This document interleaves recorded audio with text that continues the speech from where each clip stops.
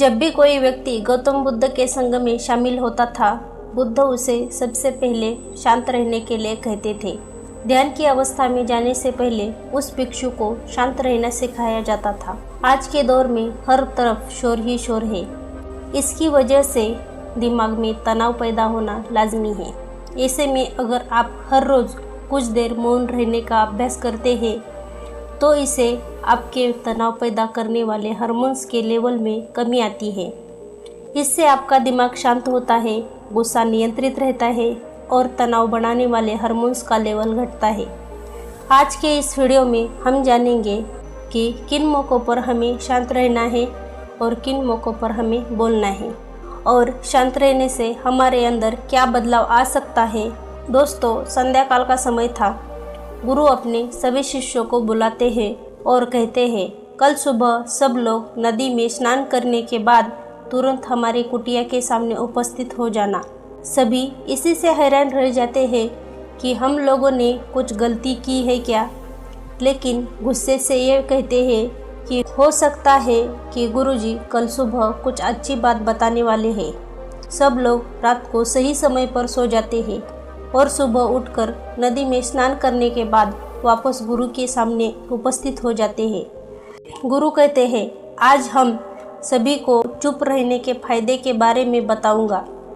गुरु कहते हैं 10 मौके जहां पर चुप रहने से होता है लाभ और बोलने से नुकसान।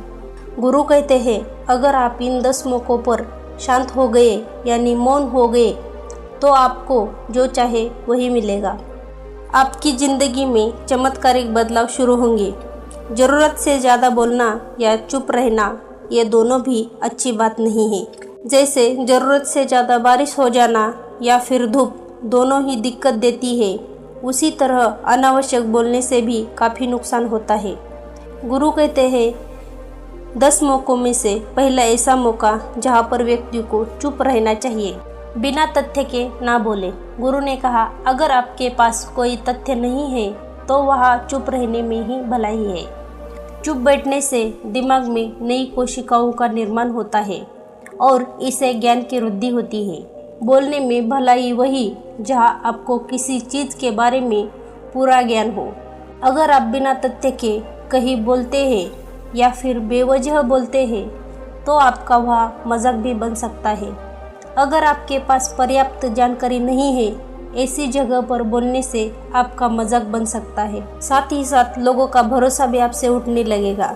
इसीलिए ऐसी जगह पर शांत रहो जहां तुम्हें पता ना हो कि क्या बोलना है क्या नहीं। कई बार कुछ लोग ऐसे होते हैं जो हर जगह अपनी उपस्थिति बताने लगते हैं। उन्हें पता नहीं होता है कि हमें क्या बोलना है, लेकिन फिर भी बोलते जाते हैं और फिर बाद में दूसरे लोग उनके जाने के बाद उनका मजाक उड़ाते हैं। जब तक आपको उस तथ्य के बारे में जानकारी नहीं है तो वहाँ चुप रहने में ही समझदारी है। गुरु ने कहा, दूसरा ऐसा मौका जहाँ पर व्यक्ति को चुप रहना चाहिए, शब्दों से किसी को ठेस ना पहुँचाइए। अगर आपके शब्द किसी को मानसिक ठेस पहुँचा रहे हैं तो वहाँ चुप हो जाना चाहिए। कमज़ोर व्यक्ति के बारे में कुछ भी बोलकर आप महान नहीं बन सकते। महान आप किसी कमज़ोर का साथ देने में बनेंगे। कई बार होता है हम अपने से छोटे व्यक्ति को भला बुरा कहते हैं। सामने वाला इंसान तो आपसे सिर्फ पद में छोटा है, वह आपको कुछ नहीं बोलेगा, लेकिन आप उसकी नज़रों में गिरते चले जाएंगे। हो सकता है कि कल वह भी पद में आपसे बड़ा हो जाए। पद में आपसे जब वह बड़ा हो जाएगा तो आज जो रवैया उसके साथ है, आने वाले समय में वह भी आपके साथ वही करेगा। आप किसी को नीचा दिखाकर बड़ा नहीं बन सकते। बड़ा बनना है तो अपने से छोटे लोगों की इज्जत भी करना सीखें और साथ ही साथ बड़े लोगों का भी सम्मान करना चाहिए। लोगों को लगता है कि वह अगर अकड़ कर बोलेंगे और सामने वाले को नीचा गिराने की कोशिश करेंगे तो वह बड़े बन जाएंगे, तो वह उन सब की भूल है। बड़े होने की बजाय आप उनकी नज़रों में गिरते चले जाएंगे। गुरु ने आगे कहा, इसीलिए शिष्यों, तुम सब जब भी बोलना आदर भाव से बोलना, ताकि तुम्हारी बात लोगों को अच्छी लगे। बोलने में भाई बहन, माता पिता, मित्र इत्यादि संबोधन शब्दों का इस्तेमाल ज़रूर करना। इससे तुम्हारी मान प्रतिष्ठा तो बढ़ेगी ही, साथ ही साथ लोगों की नज़रों में तुम समझदार व्यक्ति बनते चले जाओगे। गुरु ने कहा 10 मौक़ों में से तीसरा मौका जहाँ पर व्यक्ति को चुप रहने में ही भलाई है। क्रोध या घृणा करने वाले लोग, जब कोई अपना या सगा संबंधी आप पर क्रोध कर रहा हो, आपका अपमान कर रहा हो, तो आपको उस वक्त चुप रहना चाहिए ताकि सामने वाले का गुब्बारा पूरी तरह से फट जाए। आप यदि सही है तो उसे कतई माफ़ी ना मांगे और चुप रहकर ही सही समय का इंतज़ार करें। वह खुद आपसे माफ़ी मांगेगा जब उसे अपनी गलती का एहसास हो जाएगा। गुरु आगे कहते हैं, अगर आपका सगा संबंधी आप पर क्रोध कर रहा हो और आप उस समय शांत है तो ये आदर सम्मान देने की निशानी होती है। इससे ना कोई छोटा होता है ना कोई बड़ा। अगर आपको क्रोध आ रहा है तो आप वहाँ से या तो किसी का अनादर किए बिना चले जाए या फिर चुप रहे। क्रोध करने से आपके रिश्ते खराब होंगे। क्रोध करने से हमेशा क्रोध करने वाले व्यक्ति का ही बुरा होता है। गुरु आगे कहते हैं, एक बार की बात है, एक सांप जंगल से भागते एक राजा के घर में घुस गया। लोगों ने छेड़छानी की तो वह बहुत ही गुस्सा हो गया, जिससे घर में जो तलवार पड़ी थी उसी को लपेटकर कसने लगा और धीरे धीरे पूरा शरीर कट गया। उसका गुस्सा उसे खा गया। ठीक उसी प्रकार हमारा गुस्सा भी हमें तलवार की भांति काटता रहता है। ध्यान करने से गुस्सा खत्म होता है। अगर प्रतिदिन ध्यान की मुद्रा में बैठते हैं तो आपका गुस्सा आपके नियंत्रण में रहेगा। गुरु आगे कहते हैं, यह तरीका है कि आप प्रतिदिन ध्यान का अभ्यास करें। इससे आपके शरीर में जो हार्मोन्स गुस्से को बढ़ावा देते हैं वह सब तुम्हारे नियंत्रण में रहेंगे, जिससे तुम्हारा शरीर आसानी से गुस्से पर काबू पा लेगा। लेकिन एक तरीका यह भी है कि जब भी आपको गुस्सा आए तो आप यह समझने का प्रयास करो कि क्या मेरा गुस्सा जायज़ है या नहीं, हमें वहाँ पर बोलना चाहिए या नहीं। जब आप खुद इस बात का आकलन लगा पाएंगे तो आपको खुद पता चल जाएगा कि हमें गुस्सा करना चाहिए या नहीं। फिर भी आपको गुस्सा आ रहा है तो आप वहाँ से हटने का प्रयास करें, वहाँ से दूर चले जाइए। धीरे धीरे समय के साथ आपका दिमाग शांत हो जाएगा।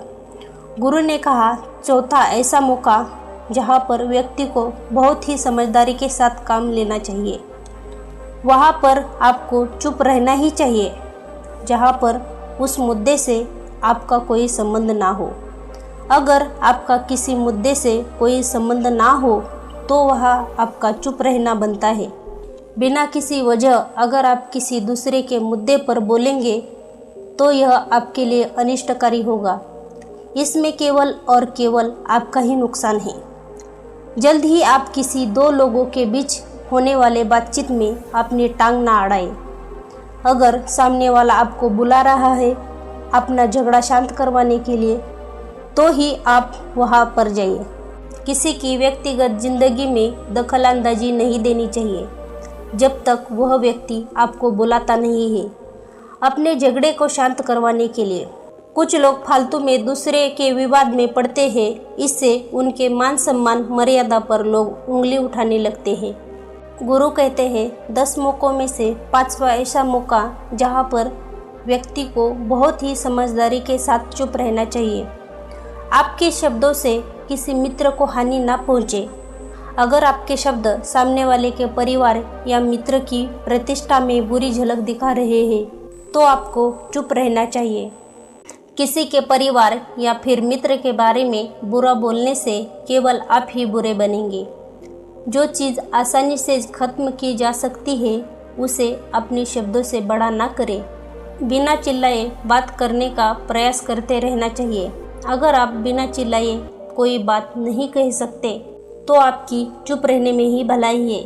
किसी पर चिल्लाने पर आपके व्यवहार के बारे में पता चलता है। ज़्यादा बोलने से चीज़ें हमेशा खराब ही होती है। कई बार कुछ रिश्ते ज़्यादा तेज़ बोलने की वजह से टूट जाते हैं। इसलिए आपके आवाज़ में मीठापन लाइए। आपके शब्दों से आपके दोस्तों को हानि नहीं पहुंचनी चाहिए। कभी कभी हम दोस्तों का मजाक उड़ाते हैं, तो ध्यान रखिए कि आपके शब्दों से किसी का अनादर ना हो। मजाक को भी हमेशा शब्दों के मायने में ही रखिए। जहाँ किसी को शब्दों से चोट लगे वहाँ चुप हो जाए। ज़्यादा बोलने से हमेशा नुकसान ही होता है। किसी और की प्रतिष्ठा को अपने शब्दों के माध्यम से हानि नहीं पहुंचनी चाहिए।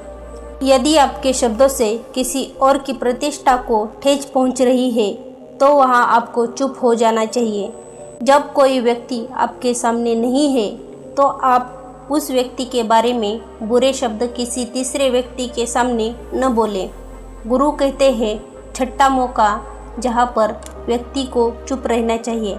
जब कोई आदमी आपके सामने किसी तीसरे आदमी की बुराई कर रहा हो तब तुम्हें चुप रहकर बस सुनना चाहिए, अपनी राय व्यक्त नहीं करना चाहिए। क्योंकि जो आज आपके सामने किसी तीसरे की बुराई कर रहा है वो कल किसी और के सामने आपकी भी बुराई कर सकता है। यदि आपने कुछ कहा है, नीति शास्त्रों के अनुसार जो अपने मुंह को बंद रखता है और बुद्धि से काम करता है वही इंसान समझदार होता है।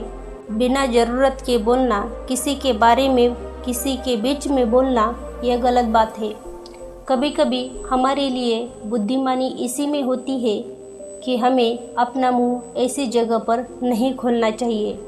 गुरु आगे कहते हैं, 10 मौक़ों में से 7वां ऐसा मौका जहाँ पर व्यक्ति को चुप रहना चाहिए।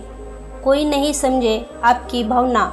यदि आपको लग रहा है कि सामने वाला व्यक्ति आपकी भावना या दुख को या आपकी जो परेशानी है वह उसको समझ नहीं पा रहा है या समझने का प्रयास ही नहीं कर रहा है या वह आपको ध्यान से सुन ही नहीं पा रहा है, तो ऐसे व्यक्ति के सामने आप चुप ही रहे। क्योंकि ऐसे लोगों को आपकी भावना या दुख से कोई मतलब नहीं होता है। ऐसे लोगों को अपना राज बताकर आप पछताएंगे बाद में। इसलिए हर किसी को अपने मन की बात नहीं बतानी चाहिए। अगर आपको लग रहा है कि सामने वाला आपकी बात को नहीं समझ पा रहा है, आपकी भावनाओं को नहीं समझ पा रहा है, तो वहाँ पर आपको नहीं बोलना चाहिए, क्योंकि बाद में आपका मजाक ही बन जाएगा। जब आपको लगने लगे कि सामने वाला आपकी भावनाओं को ठीक तरीके से समझ रहा है, आप जो कह रहे हैं वो ठीक से सुन रहा है, तभी आप उसे अपनी बात कहें। गुरु कहते हैं, 10 मौक़ों में से 8वां मौका जहाँ पर आपको चुप रहना ही चाहिए। जब कोई इंसान अपना दुख व्यक्त करे, यदि कोई इंसान अपनी दुख या परेशानी आपको बता रहा है तो इसका मतलब यह है कि वह आपको अपना समझ रहा है। ऐसे में तुरंत ही समाधान बताने के बजाय चुप रहकर उसके दुख या समस्या को सुने। उसके दुख या समस्या को किसी और को ना बताए। वह इसीलिए नहीं बता रहा है कि आप उसकी समस्याओं का समाधान कर देंगे, बल्कि वह इसलिए बता रहा है कि सामने वाला उसकी बात को समझ रहा है। कई बार बताने से दुख कम हो जाते हैं। आपको अपना दुख इसलिए बता रहा होगा कि उसे लग रहा है कि आप उसकी बात को समझ रहे हैं। दुख बांटने से कम हो जाता है। इसलिए जब कोई व्यक्ति अपना दुख आपसे व्यक्त करे तो आप चुप रहकर उसकी बात को बहुत ही ध्यान से सुने, ताकि उसके दुख कम हो जाए, उसके मन का बोझ हल्का हो जाए, क्योंकि उसके मन में जो भी बातें थी वो आपको बता दी। गुरु आगे कहते हैं, 10 जगहों में से 90 ऐसी जगह जहाँ पर आपको चुप रहना चाहिए। जहाँ पर दुष्ट प्रकृति के लोग रह रहे हो और गाली गलौज कर रहे हो तो आप वहाँ पर मत जाइए। ऐसी जगह से आप चुपचाप निकल जाइए, अर्थात अपनी प्रतिक्रिया दिए बिना वहाँ से चले जाइए। क्योंकि जिसकी जुबान खराब होती है, जो दुष्ट प्रकृति के लोग होते हैं, उनको आप ऐसे समय में नहीं समझा सकते हैं। जब उनका दिमाग पूरी तरह से शांत हो जाए तभी वह आपकी बात सुनेंगे। इसीलिए जहाँ पर दुष्ट प्रकृति के लोग आपकी बातों को न मानते हो, न ही सुनते हो, तो आपको वहाँ पर नहीं बोलना चाहिए। गुरु कहते हैं 10वां ऐसा मौका जहाँ पर आपको शांत हो जाना चाहिए। अपनी सफलता का राज हर किसी को ना बताए। कई बार ऐसा होता है कि कुछ लोग सफलता को बहुत ही जल्दी अर्जित कर लेते हैं। वे हर जगह अपनी सफलता का ढिंढोरा पीटने लगते हैं। ऐसे में क्या होता है, कई लोग आपकी सफलता से खुश नहीं होते हैं। अगर आप अपनी सफलता का ज़बरदस्ती लोगों में ढिंढोरा पिटवा रहे हैं तो लोगों की नकारात्मक ऊर्जा आपको प्रभावित कर सकती है। जब आप सफल होंगे तो सबको पता चल जाएगा कि आप सफल हो गए हैं। ढिंढोरा पिटने से नुकसान आपका ही होगा। इतना कहकर गुरु ने कहा, शिष्यों, आज के लिए बस इतना ही। अगर तुम सब मेरी इन 10 बातों को अपने जीवन में अपना लेते हो तो तुम सब काफ़ी हद तक परेशानियों से बचे रहोगे। यहाँ से जाने के बाद मेरी यह बातें जीवन के किसी वरदान से कम साबित नहीं होगी। दोस्तों, मुझे उम्मीद है कि आपको यह वीडियो पसंद आई होगी। इस वीडियो से आपको बहुत कुछ सीखने को मिला होगा। इस वीडियो के बारे में अपनी राय मुझे कमेंट करके बता सकते हैं। जाने से पहले वीडियो को लाइक करें और चैनल को ज़रूर सब्सक्राइब करें। Thanks for watching video. Stay connected, stay motivated. मिलते हैं अगले वीडियो में। Till then, bye bye.